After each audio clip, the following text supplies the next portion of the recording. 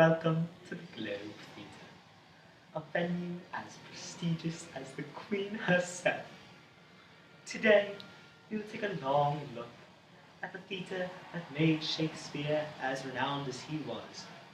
This theatre, with its many wonders and woes within and throughout, showcased the very best of what the actors of England had to offer. Let us go forth into the Elizabethan Era, a golden age of England, architecture, literature, and acting, with Shakespeare as its cornerstone. Welcome to the Globe Theatre.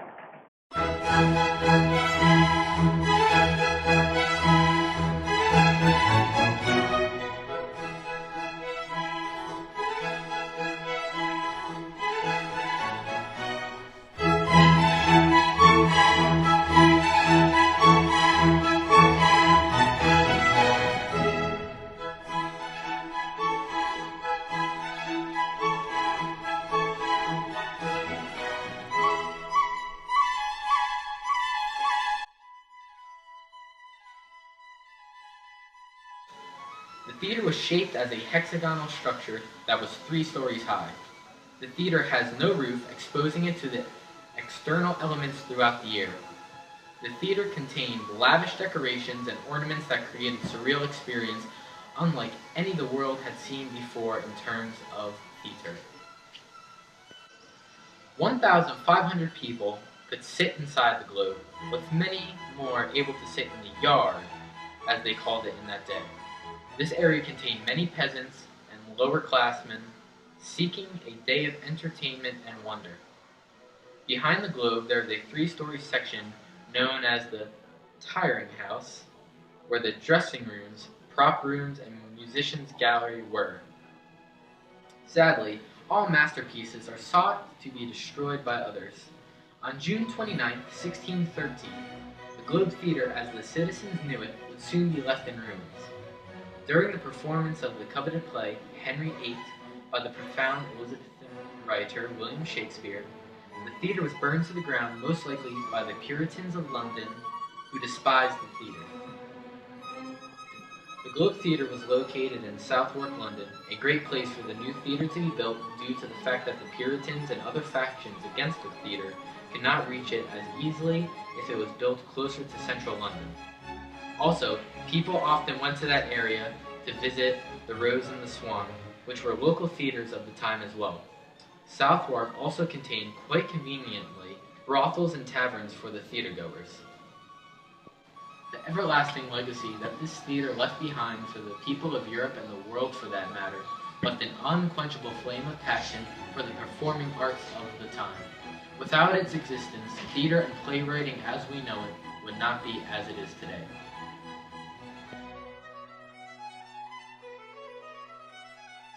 In the Elizabethan era, only males were hired to perform in places such as the Globe Theatre.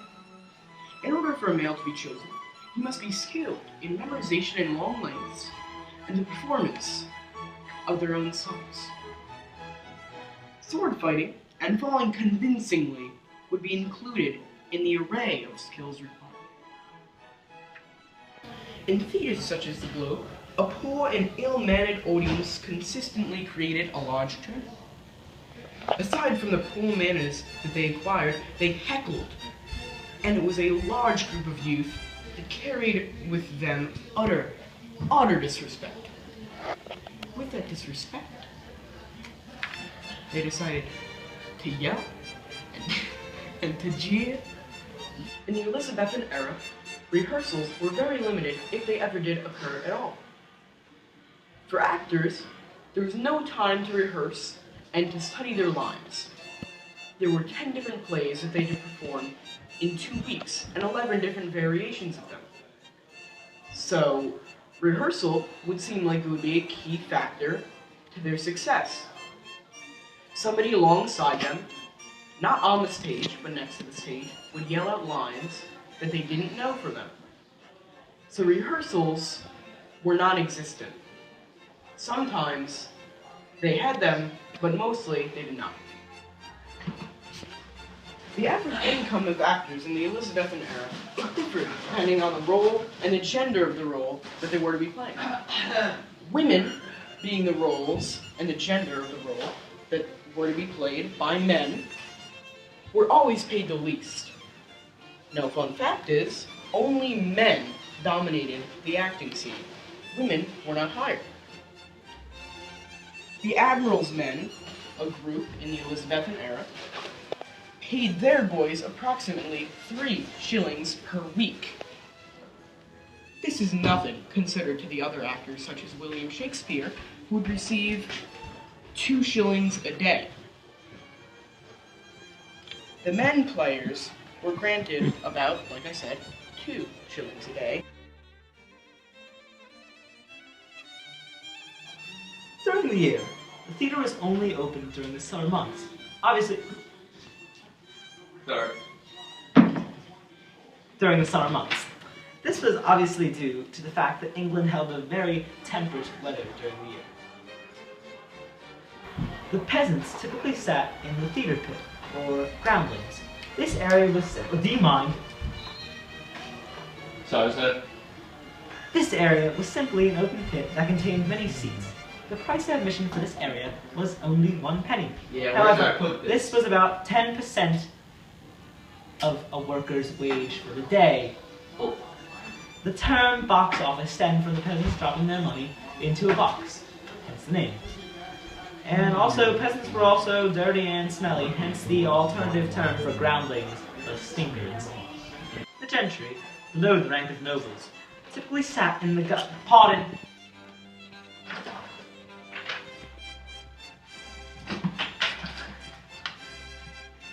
Typically sat in the galleries. These areas were typically cushioned, which made the show more enjoyable than it otherwise would have been. The gentry often paid much more than the peasants for the seats, naturally, of course. In this area, food and drink were often passed around. It would typically cost 5 times more than the typical theater pit seats. Royalty and nobles typically sat on the stage itself, or in galleries along Some champagne, sir.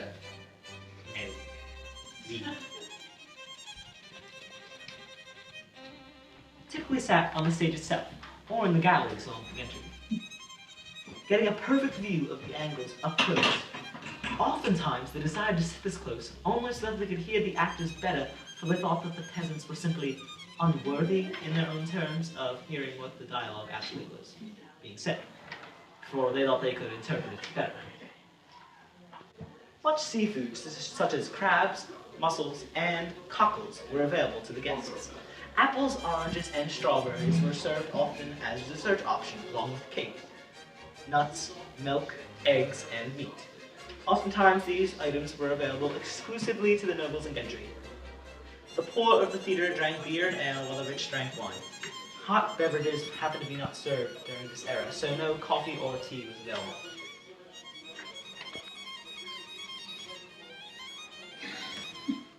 The conditions of the theater were typically of less than satisfactory condition. This was due to the low standards of hygiene in the day. Oftentimes, the theater was closed down due to plague outbreaks of this time, and the groundlings did not have accessible restrooms. As you can imagine, this resulted in many problems for the middle class.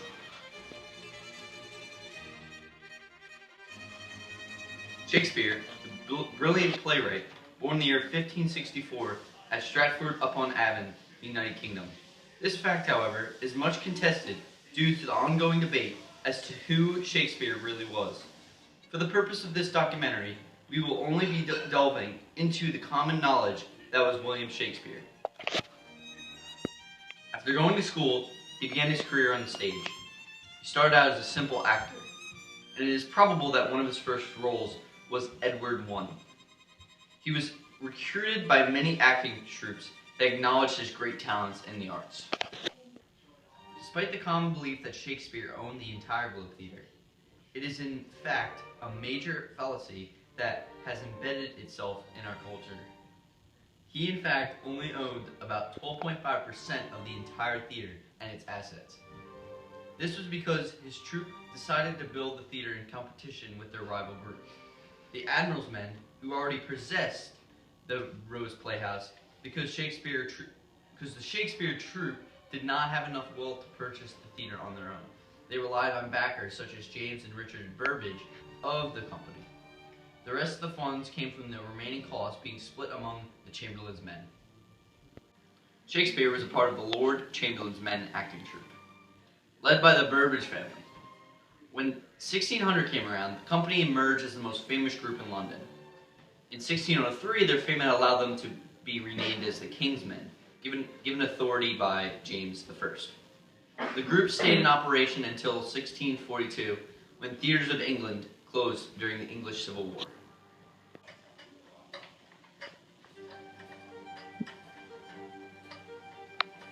And thus ends our journey of the Globe Theatre. We thank you for your attendance and hope that the messages conveyed through this presentation reminisce in both your thoughts and your actions.